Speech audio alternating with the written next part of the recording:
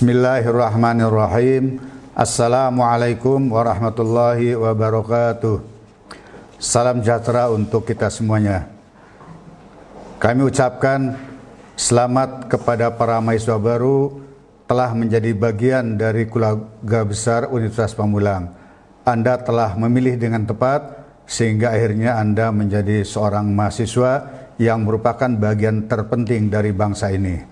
Mudah-mudahan selama masa studi Anda diperoleh kelancaran dan sukses sebagaimana yang diharapkan. Untuk itu kami sampaikan beberapa hal penting yang harus diperhatikan agar pelaksanaan studi Anda selama di Unpam memperoleh kelancaran dan kesuksesan. Terutama hal-hal yang berkaitan dengan masalah akademik. Yang pertama kami sampaikan bahwa sistem perkuliahan di Unpam itu menggunakan sistem kredit semester, di mana pada setiap mata kuliah diberikan satuan kredit semester sebagai beban belajar untuk setiap mahasiswa. Dengan perhitungan, satu SKS dalam satu mata kuliah itu adalah 50 menit tatap muka, ditambah 60 menit tugas terstruktur, dan 60 menit tugas mandiri. Oleh karena itu, ini menjadi bagian dari hal yang penting supaya beban belajar Anda memenuhi persyaratan untuk mencapai satu SKS. Apabila mata kuliah itu 2 SKS, maka dikalikan 2, dan apabila 3, dikalikan 3, dan seterusnya. Adapun sistem perkuliahan untuk mata kuliah yang sifatnya praktek, maka satu SKS itu adalah 170 menit dilaksanakan secara utuh tatap muka.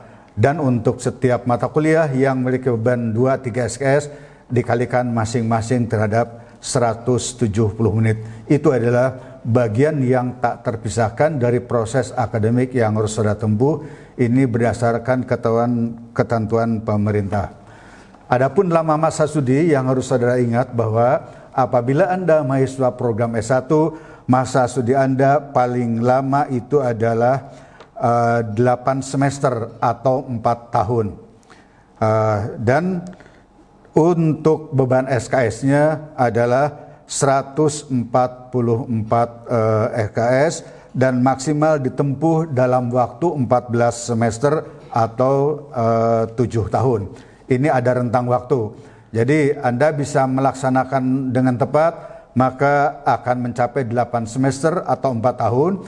Kemudian apabila belum selesai diberikan kesempatan sampai dengan 14 semester atau 7 tahun dengan total SKS 144 SKS.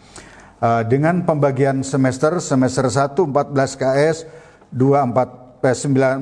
semester 19 SKS, semester 2 9 SKS, dan seterusnya hingga semester 8. Dengan total tadi telah disebutkan itu 144 SKS. Kemudian bagi Anda yang menempuh program Diploma 3, masa studi minimal selama 6 semester atau 3 tahun dan bisa meneruskan studi untuk mencapai 108 SKS dengan maksimal 10 semester atau 5 tahun. Ini harus jadi pegangan dari sekarang supaya Anda bisa tepat waktu. Sekali lagi untuk program S1 selama 4 tahun paling cepat, untuk program D3 selama 6 semester atau 3 tahun. Selanjutnya, model pembelajaran di Unpam dilakukan secara blended. Artinya belajar tatap muka atau face to face di dalam kelas atau di ruang-ruang bengkel, di ruang laboratorium, dan tempat lain yang bagian dari proses pembelajaran di Unpam. Ditambah dengan e-learning atau tatap maya. Nah, kecuali pada saat ini selama masa COVID, 100% perkuliahan dilakukan secara daring, kecuali untuk mata kuliah atau kegiatan yang sifatnya praktek yang tidak mungkin dilakukan secara daring, maka dimungkinkan melakukan pembelajaran secara tatap muka dengan menerapkan protokol kesehatan secara ketat. Selanjutnya, selama masa studi Anda memiliki kesempatan untuk melakukan cuti kuliah apabila diperlukan. Tapi kami sarankan Anda tidak usah mengambil masa cuti kuliah supaya masa studinya tepat waktu. Nah, masa cuti kuliah itu hanya diberikan kesempatan 2 kali cuti kuliah selama masa studi Unpam. Apabila yang ketiga, maka Anda otomatis secara sistem dinyatakan drop out. Oleh karena itu, hati-hati dan pertimbangkan secara matang apabila Anda ingin mencapai untuk mengambil cuti kuliah. Apabila Anda registrasi setelah cuti kuliah, maka bisa dilakukan secara online melalui bank-bank sebagai berikut. Pertama, bank mitra kami yaitu Bank DKI, Bank BNI, Bank BTN, dan Bank Mandiri.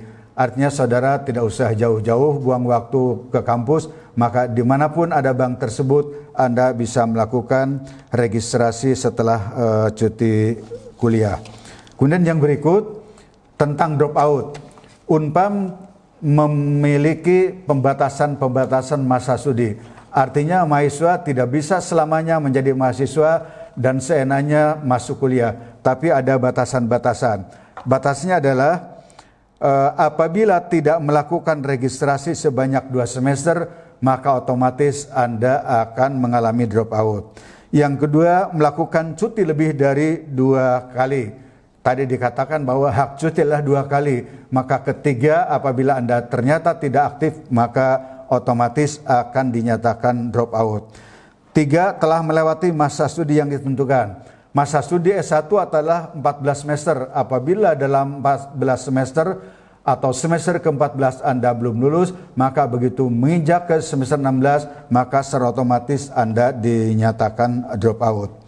Di samping itu ada batasan nilai, yaitu nilai indeks prestasi semester 1 kurang dari 1,5. Nah, Anda sekarang ada memasuki semester 1, maka di akhir semester itu indeks prestasi semester Anda minimal 1,5. Baru Anda bisa melanjutkan, kurang dari 1,5 masuk kategori drop out. Tapi saya yakin dan percaya Anda semua orang-orang sungguh, orang-orang cerdas, orang-orang pinter, maka angka 1,5 itu tidak susah untuk Anda. Yang berikut, nilai indeks prestasi kumulatif atau IPK pada semester 2 kurang dari setengah juga. Kemudian nilai indeks prestasi kumulatif pada semester 3 kurang dari 2,0. Jadi apabila semester 1 dan 2 itu minimal harus 1,5, di semester 3 harus 2,0. Kemudian yang berikut, apabila mahasiswa sendiri atas nama pribadi mengajukan DO kepada kampus. Itu kategori-kategori yang akan menjadi penyebab Anda drop out. Kemudian, bagaimana cara mengambil skor nilai perkuliahan Anda? Ada 4 komponen yang menjadi perhatian utama. Yang pertama, Anda dinyatakan lulus memperoleh nilai dari sebuah mata kuliah apabila Anda memperoleh 10% dari kehadiran, ditambah 20% dari pelaksanaan tugas-tugas, baik itu tugas individu maupun tugas kelompok. Kemudian 30% dari nilai ujian tengah semester atau UTS dan 40% dari ujian akhir semester. Jadi 4 komponen ini sifatnya wajib. Tidak boleh mengambil salah 1, 2, atau 3 di antaranya. Tapi 4-4-nya secara simultan harus Anda miliki dan itulah akan menjadi agregat dari skor penilaian Anda. Adapun rentang kategori nilai, apabila Anda memperoleh skor 80 sampai dengan 100, maka Anda dapat kategori nilai A. 70 sampai dengan 79 kategori B, 60 sampai dengan 69 kategori C, 50 sampai dengan 59 kategori D, kemudian 1 sampai dengan 49 sampai dengan E atau dinyatakan tidak lulus. Ini Anda harus berlomba untuk mencapai skor terbaik supaya Anda bisa mencapai angka terbaik A. Nah, syukur kalau A semuanya, tapi diupayakan paling rendah dapat B, sehingga Anda nanti punya kesempatan untuk memperoleh nilai cum laude. Kemudian yang berikut, di kampus Unpam juga melaksanakan policy dari pemerintah, yaitu tentang Merdeka Belajar Kampus Merdeka.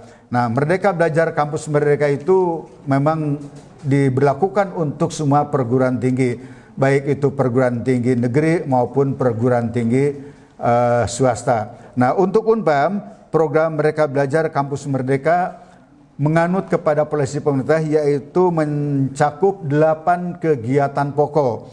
Yang pertama, pertukaran mahasiswa. Yang kedua, praktek kerja atau magang. 3, asistensi mengajar di satuan pendidikan atau sekolah sesuai dengan bidang keahliannya. Dan 4, melakukan riset atau penelitian. Kemudian proyek kemanusiaan, kegiatan kewirausahaan, proyek independen. Dan ke-8, membangun desa atau kuliah kerja nyata. Itu di breakdown menjadi berbagai kegiatan, termasuk prestasi mahasiswa di luar prestasi akademik. Sebagai contoh, apabila Anda memperoleh juara tingkat nasional public speaking, maka apabila Anda mahasiswa bahasa, Anda akan terbebas dari mata kuliah yang paling relevan. Atau mungkin di program studi lain, di sekretari, apabila di sana ada mata kuliah yang memiliki substansi yang sama dengan raihan yang Anda peroleh di tingkat nasional, maka akan menjadi pengurang beban studi Anda. Bisa mengurangi SKS-nya, bisa mengurangi tatap muka, bisa mengurangi tugas. Itu nanti ada parameter untuk melakukan equivalency. Oleh karena itu, kami berharap agar Anda menjadi mahasiswa yang aktif, sehingga memperoleh prestasi di luar prestasi akademik sebagai penunjang dan pengurang beban perkuliahan Anda. Kemudian juga para mahasiswa memperoleh kesempatan untuk mengambil mata kuliah di luar program studi tempat Anda studi. Umpamanya Anda program studi matematika, ingin memiliki kemampuan lain selain matematika, yaitu kemampuan berbahasa Inggris, maka Anda diberikan kesempatan untuk mengambil perkuliahan di Fakultas Sastra, khususnya program studi bahasa Inggris. Caranya ada 2. Yang pertama, Anda menambah SKS di luar SKS 144 kumulatif, atau nanti ada mata kuliah yang tidak wajib diambil ketika Anda untuk mengambil SKS di luar program studi Anda. Yang tadi contohkan adalah untuk mengambil mata kuliah bahasa Inggris. Yang berikut, penyelesaian tugas akhir. Setiap mahasiswa, baik itu program S1, S2 maupun S3, wajib menulis tugas akhir. Bentuknya bermacam-macam. Yang pertama, untuk S1 ada skripsi, untuk S2 ada tesis. Di samping itu, untuk S1, S3, D3, apabila Anda tidak mengambil jalur skripsi, boleh mengambil jalur komprehensif dengan cara membuat makalah mata kuliah pokok yang menjadi penopang kompetensi Anda ketika Anda lulus. Dan itu nanti harus dituangkan secara tertulis dalam bentuk makalah. Sehingga ketika ada ujian lisan setelah lulus ujian tertulis, maka Anda akan mempertahankan makalah yang merupakan mata kuliah yang Anda dalami. Dan yang berikut adalah karya tulis berbasis project work. Di luar skripsi dan makalah, Anda punya peluang apabila Anda melakukan project work, kemudian dalam bimbingan seorang dosen, dituangkan, dibuat narasi, maka itu bisa merupakan bagian dari tugas akhir. Tidak harus nulis skripsi atau makalah, tapi nulisnya project work. Di samping itu, untuk melengkapi SKPI, yaitu surat pendamping keterangan ijazah di luar kompetensi yang Anda miliki di bidang kalian masing-masing, ada juga kami persiapkan tentang sertifikat seminar dalam berbagai topik dan substansi yang dibahas. Kemudian ada sertifikat keahlian dari Lembaga Sertifikasi Profesi atau LSP. Itu juga disediakan oleh Unpam. Dan juga ada sertifikat kemampuan bahasa Inggris dengan alat ukurnya adalah tes TOEFL. Ini sekali lagi merupakan sebuah program yang harus Anda pahami supaya selama studi di Unpam diperoleh kelancaran dan sukses sebagaimana yang diharapkan, lulus tepat waktu sehingga Anda meraih kebahagiaan yang ditunggu-tunggu. Demikian informasi utama secara akademik, mudah-mudahan bisa membantu Anda dalam melaksanakan studi di Unpam. Sekali lagi, selamat, Anda telah merupakan bagian penting dari keluarga besar Unpam. Semoga Allah Subhanahu wa taala senantiasa meridhoi kita. Billahi taufiq wal hidayah. Wassalamualaikum warahmatullahi wabarakatuh.